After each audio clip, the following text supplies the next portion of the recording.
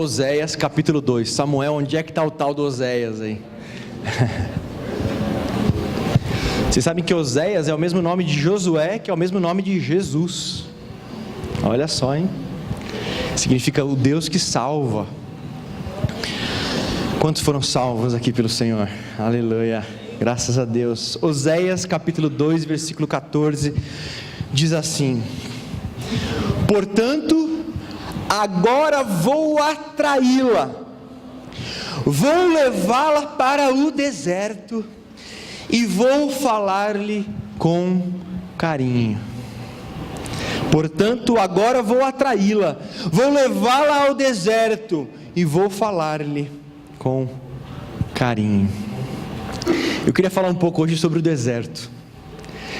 É uma palavra que aparece na Bíblia centenas de vezes, em várias palavras, tanto no hebraico quanto no grego. Então assim, é impossível você passar pela Bíblia sem se chocar com o deserto. Então você vai para a história de Israel, tem deserto no meio. Você vai para a história de Jesus, tem deserto no meio.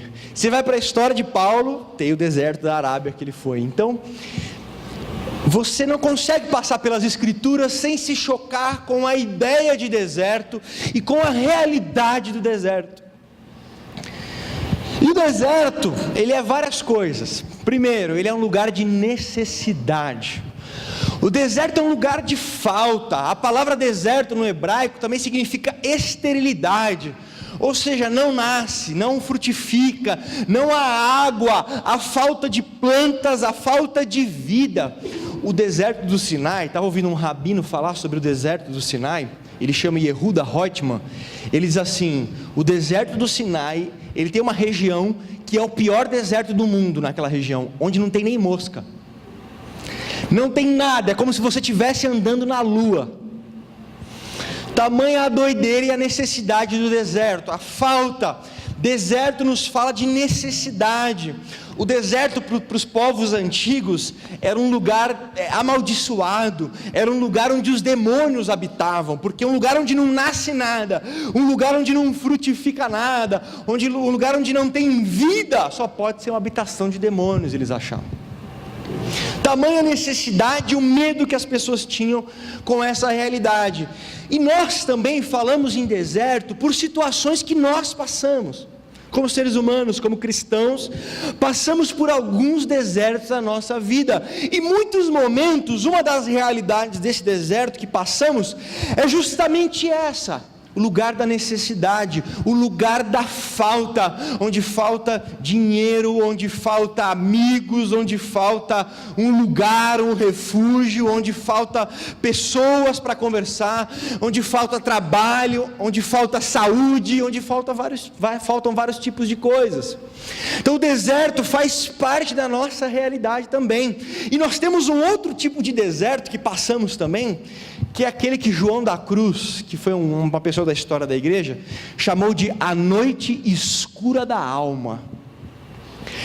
São fases de que pessoas que são comprometidas com Deus, andam nos caminhos de Deus, que não estão com falta de nada material, de repente abate sobre eles um certo tipo de aridez, solidão e perda espiritual.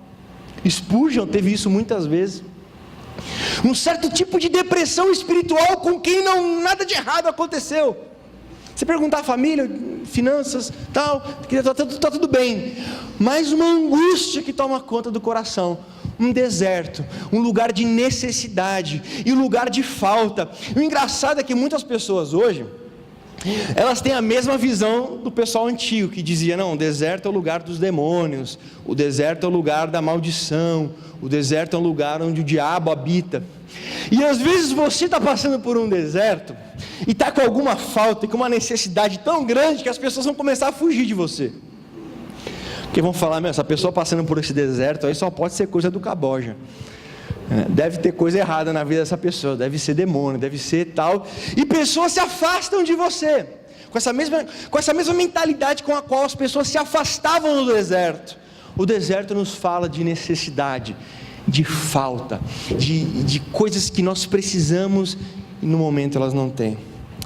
O deserto também, ele nos fala de um lugar que foi destruído, Uma das palavras no original para deserto é lugar desolado, ou seja, um lugar que em algum momento teve vida, um lugar que em algum momento foi um lugar de habitação, foi um lugar de folhagem, foi um lugar bonito, mas que por algum motivo, por alguma guerra, por alguma catástrofe, aquela terra, aquela região foi varrida e agora são apenas entulhos. Estes lugares também são chamados de lugares desertos pela Bíblia.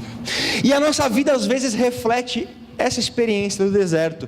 Você é alguém que já foi cheio de vida, cheio de ânimo, uma pessoa cheia de alegria, uma pessoa que inclusive influenciava outras pessoas com vida, mas hoje você está vivendo um deserto de desolação.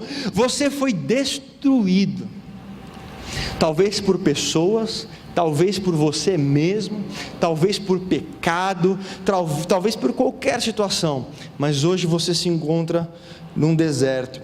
Talvez pessoas vieram e te destruíram com decepção, com ingratidão, com difamação, com prejuízos que você não tinha que sofrer, e hoje você vive um tempo de deserto.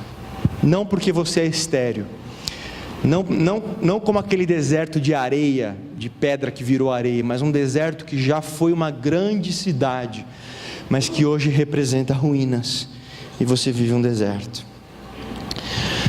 E o deserto, para ajudar ainda, é um lugar de vulnerabilidade, porque no deserto a dieta não está em dia, ou seja, você não está com as vitaminas em dia.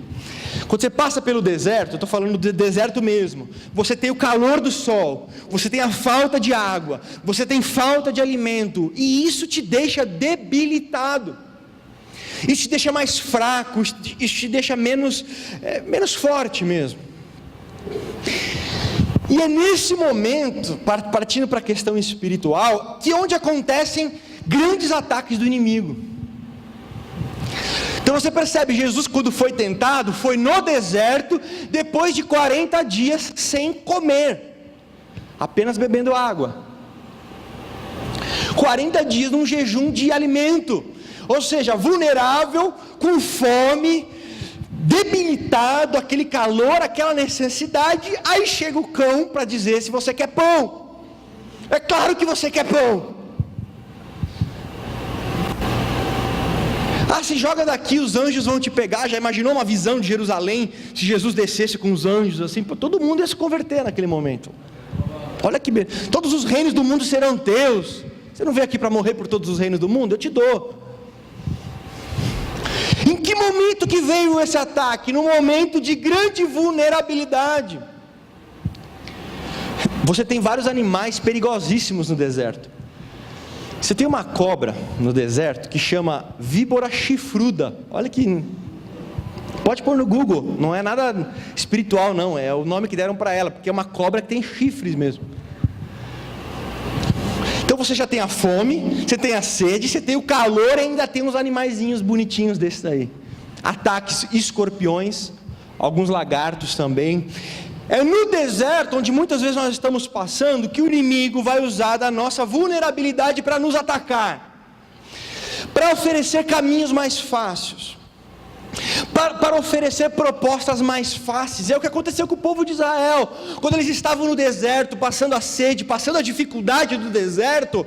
O que surgiu de ideia? Voltemos para o Egito, porque lá tem cebola, lá tem pepino, lá tem até uma carninha, não sei se é de segunda, qual que é, mas tem até carne. Vamos voltar para o Egito. De repente o Egito vira o jardim do Éden aos olhos dos israelitas que estavam no deserto. E eles se esquecem de tudo, se esquecem da chibatada, se esquecem da escravidão, se esquecem da opressão, que era tão grande, que a palavra diz que o gemido deles chegou aos céus. Imagina o tamanho do gemido, da opressão, da escravidão, da judiação. E quando você olha o Egito, até hoje você vê construções feitas por escravos, e algumas delas até por escravos hebreus. Mas de repente no meio do deserto bate a tentação de correr para esse lugar e de solucionar rapidamente aquilo que eles estavam sentindo, que era a fome e a sede daquele momento. É nesse momento onde o inimigo oferece algumas saídas fáceis, algumas propostas fáceis. É por isso que Tiago, no capítulo 1, a partir do versículo 14, ele começa a falar da provação, momentos em que Deus está nos provando para nos fazer crescer, para sermos aprovados. Mas de repente Tiago muda e começa a falar sobre tentação, de que muitas vezes é justamente na ocasião da provação que o diabo vai surgir com uma tentação. E aí Tiago vai usar uma figura impressionante no versículo 14, onde ele diz que a concupiscência e a atração é uma figura da pesca, é uma palavra da pesca que Tiago está usando.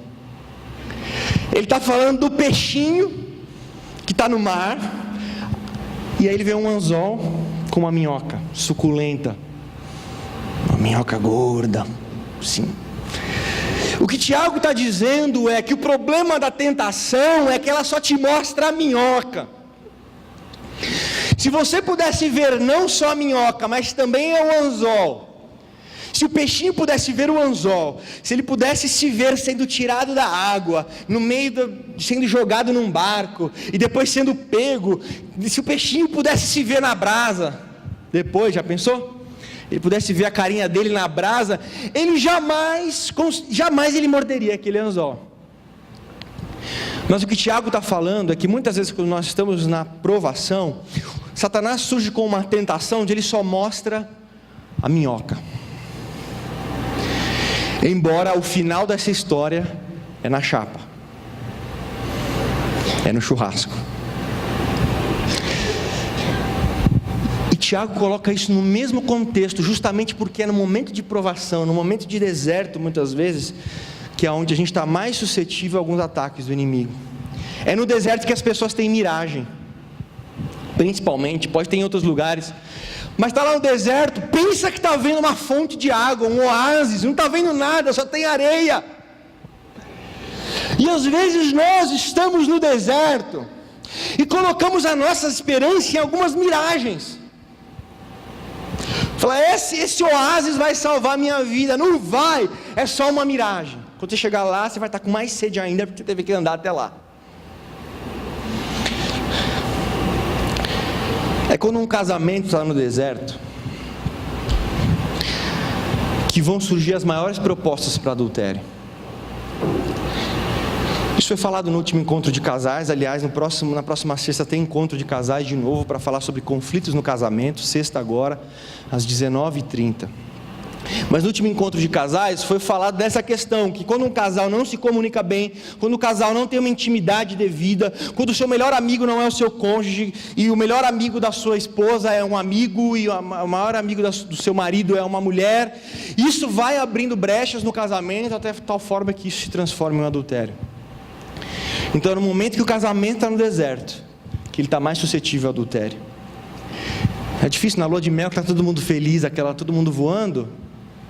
Se o diabo mandar uma proposta de adultério, fala, se liga, meu, tô aqui com a minha mulher, até que a morte nos separe.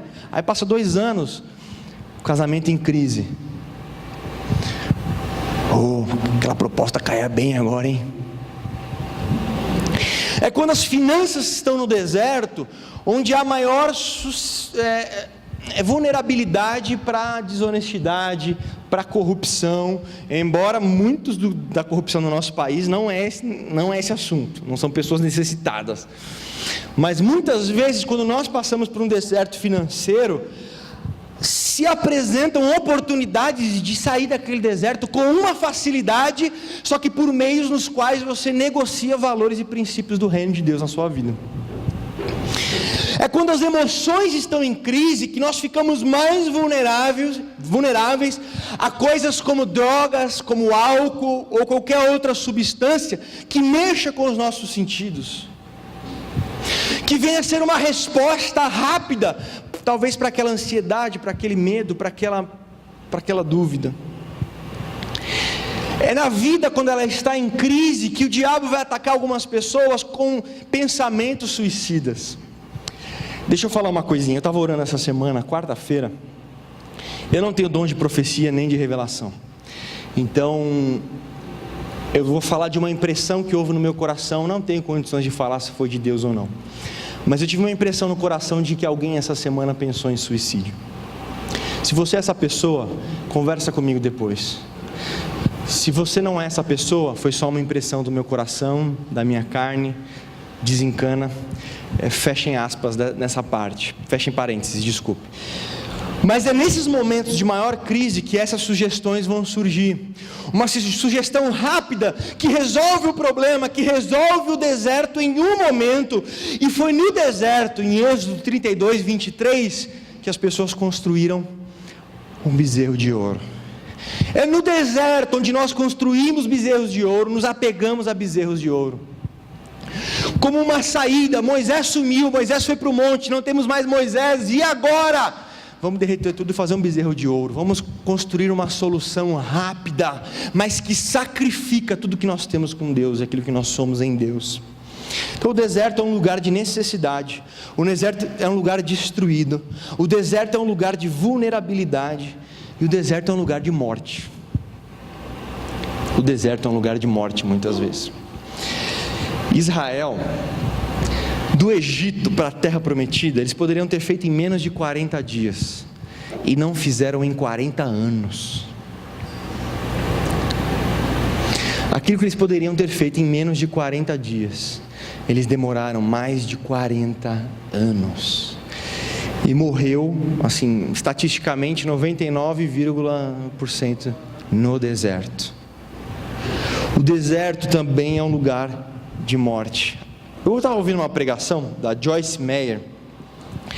Ela disse um negócio interessante. Ela falou assim: o tempo no deserto muitas vezes é determinado pela nossa atitude no deserto. Então, às vezes, os nossos 40 anos de deserto não precisavam ser 40 anos de deserto.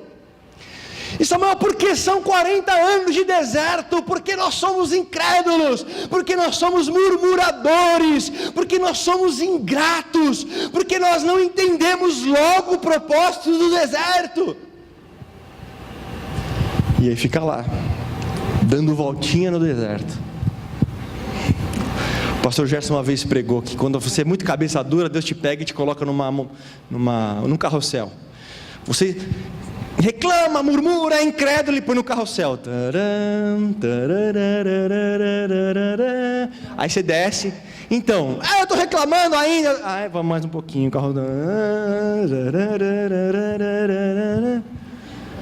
A nossa postura no deserto, via de regra, é o maior motivo pelo prolongamento do nosso tempo no deserto. E muitas vezes o deserto se torna um lugar de morte. Mas o deserto tem alguns benefícios também. Tem um outro lado do deserto. O deserto é um lugar de revelação. Deuteronômio capítulo 8, versículo 2, Deus vai dizer assim para o povo: eu enviei vocês para o deserto para mostrar o que estava no coração de vocês, se vocês cumpririam ou não a minha palavra. O deserto revela quem nós verdadeiramente somos.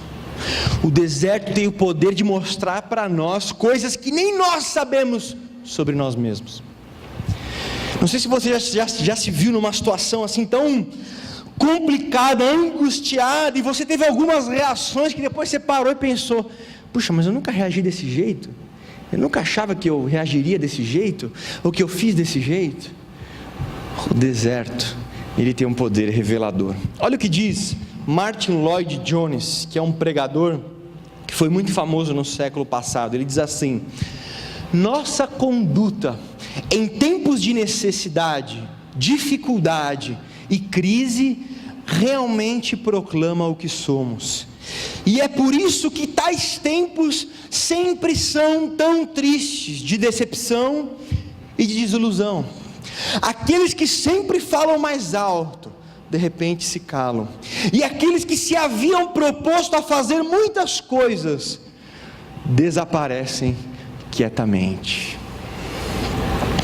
O deserto tem o poder de mostrar para nós a nossa real condição, que em outra situação que não fosse o deserto, nós não saberíamos sobre nós. inclusive para mudarmos, para sermos tratados, para crescermos, para amadurecermos. Só o deserto muitas vezes é o espelho que mostra quem nós somos. C.S. Lewis, eu já falei desse livro uma vez, foi um dos maiores defensores da fé do cristianismo, mas ele teve uma crise familiar quando a sua esposa faleceu, e ele escreveu um livro de lamento por esse acontecimento, que foi Anatomia de uma Dor, ou seja, uma dor analisada. Ele disse assim: você nunca tem consciência do quanto de fato acredita em alguma coisa, enquanto a verdade ou a falsidade dessa coisa não se torna uma questão de vida ou morte para você. É fácil dizer que você acredita em uma corda, que uma corda seja forte e segura, enquanto você está usando essa corda para amarrar uma caixa. Mas imagina que você deva se pendurar nesta corda sobre um precipício. Será que você não iria primeiro descobrir o quanto na verdade confia nessa corda? Isso às vezes até no nosso relacionamento com Deus é assim. A gente sempre proclama a nossa confiança em Deus, que Ele é o nosso Senhor, nosso pastor, provedor, a gente vai confiando na corda, né? Mas a hora que o bicho pega, é que a gente sabe se a gente confia mesmo nessa corda. A nossa fé em Deus, o nosso compromisso com Deus, é principalmente revelado nos momentos do deserto. C.S. Lewis disse assim também: Deus certamente não estava fazendo uma experiência com minha fé e o meu amor para provar a qualidade. Ele já sabia muito bem. Eu é que não sabia. Ele sempre soube que o meu templo era um castelo de cartas. A única forma de fazer-me saber foi colocando esse castelo abaixo. É no deserto que muitas vezes nós descobrimos que a nossa vida, que a nossa fé e muitas realidades da nossa vida são verdadeiros castelos de carta. E a única forma de Deus nos comunicar isso é permitindo um deserto na nossa vida. Mas o deserto também é um lugar de reavaliação. Além de ser um lugar de revelação, onde é o maior instrumento pedagógico de Deus para ensinar quem nós realmente somos, o deserto também é um lugar de reavaliação. No deserto, você não pensa em Schweppes, você quer água. Tem H2O? Não, mas Coca tem? E Guaraná? Mas que suco que tem? No deserto, meu amigo, tem umas gotas de água para mim aí. No deserto você começa a ver e a definir o que é absolutamente prioridade, o que é essencial, o que você não vive sem. Você sabe que no século IV, por causa desse benefício do deserto, de corrigir a nossa visão, de tirar esse embaço que a gente tem muitas vezes na vida, às vezes acumulamos tantas coisas, compramos tantas coisas que não precisamos, tudo. Quando o império se tornou cristão, muitas pessoas fugiram para o deserto, porque Constantino começou a construir grandes prédios, catedrais, começou a vestir o pessoal com pompa, o pessoal fugiu para o deserto, que é onde começou o movimento monástico, os monges do deserto, porque eles olharam e viram: se a gente ficar aqui a gente vai morrer. Se a gente ficar no meio aqui do império, no meio dessa pompa, no meio desses prédios, nós vamos morrer, a gente precisa ir para o deserto. E fugiam para o deserto para poder se reavaliarem. É claro que nisso nasceram vários extremos também. Teve um cara que viveu mais de 10 anos em cima de uma coluna. Aí ninguém merece, né, irmãos? Mas o deserto, ele tem esse poder, onde a gente começa a diferenciar as coisas que têm valor das coisas que têm preço. Tem muita coisa que tem valor e muita coisa que tem preço. No deserto a gente aprende as coisas que têm valor. E é no deserto que você começa a valorizar mais algumas coisas, como relacionamento, como algumas pessoas. É no deserto que às vezes você valoriza mais sua família, porque aí você percebe que o pessoal desandou para todo lado e quem ficou com você foi a sua família. No deserto você vai percebendo aquilo que realmente é essencial para a sua vida. No deserto não funciona mais a cultura do pão e circo. Você não quer ser entretido, enganado. Não, você precisa sobreviver. Você precisa do essencial. Você precisa daquela próxima conta de luz. Você precisa daquela próxima conta de água. Você precisa do próximo arroz, do próximo feijão, da próxima situação. Nesse momento, você não tem tempo mais para banalidades. Aí você vê uma propaganda: olha, você pode comprar um skate voador que faz. Não, eu quero o essencial. E o deserto te leva a entender essas coisas. Quando a gente não está no deserto, muitas vezes a gente tenta matar a nossa fome com algodão doce. Você já tentou almoçar algodão doce alguma vez? Ele vem aquele negoção grande, né? Você fala: bom, mas vai matar minha fome, né? Não vou nem precisar almoçar. Só que o negócio acaba na boca, não chega nem na garganta, já desfez. Você põe na boca, parece uma nuvem aqui. É gostoso? É, mas não dá para viver de algodão doce, não. E é no deserto que você aprende o que é alimento sólido e o que é algodão doce, o que vale a pena. E a gente começa a valorizar realmente as coisas que têm valor, mais do que aquelas que têm preço, no deserto. E aí tem o texto que nós lemos, que foi de Oséias capítulo 2, versículo 14, onde Deus diz para o povo dele: eu te atrairei para o deserto, e ali falarei com vocês com carinho. O contexto que Deus está dizendo ali para o povo de Israel é que o povo se desviou, o povo estava entretido com outros deuses, o povo estava entretido com pecado, e Deus falou: vou trazer vocês de volta para a origem, para o deserto, de onde eu tirei vocês do Egito para o deserto. Vou levar vocês para a necessidade, para que vocês voltem a enxergar o essencial, para que vocês possam enxergar novamente o que tem um valor, para que vocês vejam que vocês estão perdidos em vaidade, estão perdendo a verdadeira fonte da vida de vocês como povo. Eu vou levar vocês para o deserto, é porque no deserto que isso vai ficar claro. Eu não vou levá-los a um palácio, não vou levá-los a um jardim, vou levá-los a um deserto, porque lá vocês vão voltar a enxergar aquilo que realmente é essencial e aquilo que não é. O deserto tem esse poder.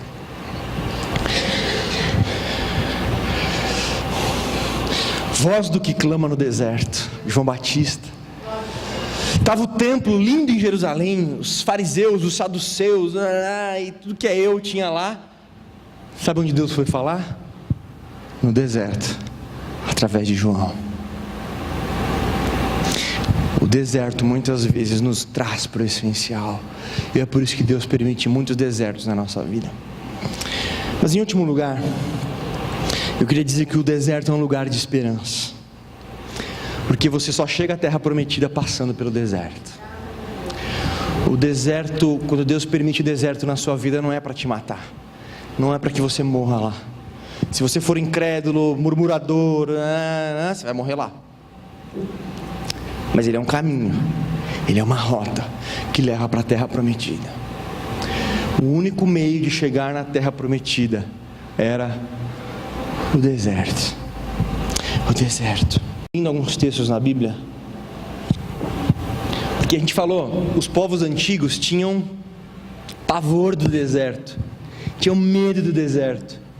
Aí você pega a Bíblia, por exemplo, quando você vai em Isaías 35:6, Deus diz: eu farei um rio no deserto. Deus é o Deus do deserto. Só que Deus no deserto abre rio. Em Isaías 32:15, Deus diz: eu farei florescer o deserto, e farei com que o deserto pareça uma floresta. Salmo 28:9 diz: eu farei tremer o deserto.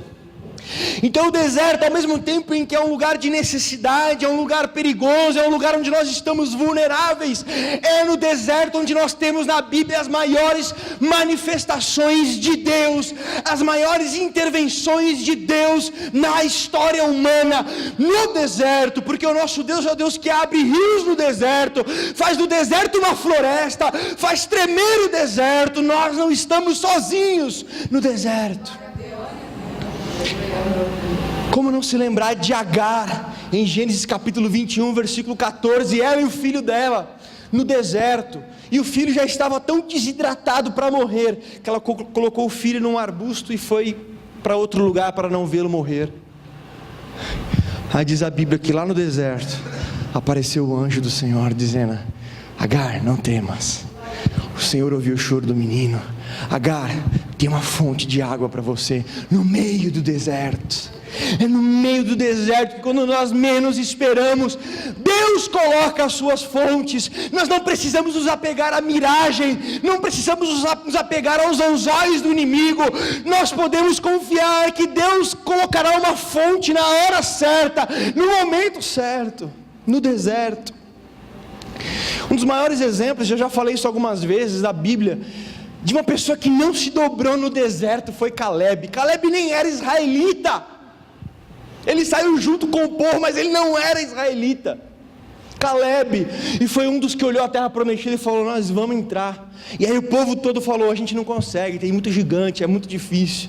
E aí Deus falou: olha, é o seguinte, essa geração vai ter que passar, vai morrer no deserto, e a próxima geração vai entrar, mas Caleb e Josué vão entrar. O Caleb tinha 40 anos quando Deus disse isso. O Caleb deve ter pensado: poxa vida, Senhor, será que se eu matar o pessoal adianta o processo? Vou matar todo mundo, passar espada em todo mundo, como assim eu vou ter que esperar todo mundo morrer? Tem uns caras saudáveis ainda que vai demorar para morrer, eu tenho que esperar, vou viver. Caleb viveu mais de 40 anos no deserto, com as necessidades do deserto, sabendo que ele não entrou na terra prometida naquele momento, porque os caras não acreditaram. O deserto não dobrou Caleb. Quando você pega Josué capítulo 14, versículo 9, 10 e 11, o Caleb vai dizer: olha, já passaram 45 anos, desde que Moisés falou que nós entraríamos e íamos possuir a terra, já se passaram 45 anos, eu tinha 40 naquela época, hoje eu tenho 85, aí você fala: ih, deve ser um ranzinza, amargurado, chato, reclamão, murmurador, todo angustiado. Aí o Caleb diz: só que eu sou tão forte quanto aquela época, a minha força ainda é a mesma que eu tinha naquela época, para guerrear, para entrar na terra e possuir aquilo que Deus prometeu para mim. O deserto não dobrou Caleb, o deserto não dobra Calebes, o deserto fortalece Calebes. Tem um povo no nosso mundo que chama o povo de Israel. O povo de Israel foi expulso definitivamente de sua terra no ano 132 da nossa era, pelo imperador Adriano. Eles saíram de lá sem nada, mas eles tinham um livro que dizia para eles que um dia eles iriam voltar. 1800 anos se passaram. Não existe nação do mundo que tenha passado coisas perto do que Israel passou. Cadê os filisteus? Sumiram. Os filisteus eram poderosíssimos, não passaram 1% do que Israel passou. Sumiram os filisteus, sumiram os edomitas, que eram poderosos, a cidade de Petra, aquela cidade de rochas. E você tem um povo sem terra, jogado na diáspora do mundo, mas com um livro dizendo que eles iam voltar. Todos os anos os judeus diziam: ano que vem em Jerusalém, ano que vem em Jerusalém, ano que vem em Jerusalém, até que o ano foi 1948 e foi em Jerusalém. Essa postura de que eu tenho uma palavra, eu tenho um Deus que falou, o meu Senhor não falha, Ele não mente, Ele vela por fazer cumprir a sua palavra, e mesmo quando não é do meu jeito, vai acontecer. Ele sabe o que Ele faz, e o deserto não vai me dobrar, porque eu tenho um livro, eu tenho uma palavra, eu tenho uma promessa, eu sei quem eu sou, eu sei de onde vim, eu sei por que estou aqui, eu sei para onde eu vou, e isso muda tudo. Isso muda tudo. Nós temos a palavra de Deus. Quando Isaías capítulo 43, versículo 2, Deus diz assim: quando vocês passarem pelas águas, porque vão passar, elas não te submergirão. Quando passares pelos rios, eles não te cobrirão. Quando passares pelo fogo, ele não te queimará, nem chama alguma arderá em ti. Ou seja, você vai passar por todas estas situações e realidades, mas você não está sozinho. Deus está com você. O Salmo 23:4 é para esses momentos: ainda que eu ande pelo vale da sombra da morte, quando eu andar pelo vale da sombra da morte, não temerei mal algum, porque tu estás comigo. É no deserto onde essas são as maiores realidades e promessas, e onde essas palavras podem se cumprir. Essa palavra não foi feita para quando você está no jardim do Éden, ela foi feita para quando você está no vale da sombra da morte. É lá que você mostra se você teme ou se você não teme. O texto que foi falado no começo do culto é maravilhoso. Isaías, guarde esse texto, Isaías capítulo 40, versículos de 29 a 31 que foi lido. Ele dá força ao cansado, e ele multiplica as forças daquele que não tem nenhuma força. Os jovens vão se cansar, os meninos vão se fadigar, mas que os que esperam no Senhor renovarão as suas forças, subirão com asas como de águia, correrão e não se cansarão, caminharão e não se fatigarão. Deus tem o suficiente para que você e eu sobrevivamos qualquer deserto, irmão. Por mais difícil que seja, e por mais que você esteja no seu lugar pensando: ele está falando isso porque ele não passou um deserto como o meu. Provavelmente não passei. É por isso que eu cito textos bíblicos, porque é Deus que está falando com você nessa manhã, não eu. O deserto é lugar de necessidade, é lugar de destruição, é lugar muitas vezes de perdas, é um lugar onde você está mais vulnerável do que em qualquer outro momento, mas é o lugar onde Deus se manifesta com maior força, se você se agarrar a Ele de todo o seu coração. É o lugar onde os milagres de Deus acontecem, e é o lugar onde você tem a oportunidade de saber quem você é, e reavaliar todos os valores e princípios da sua vida.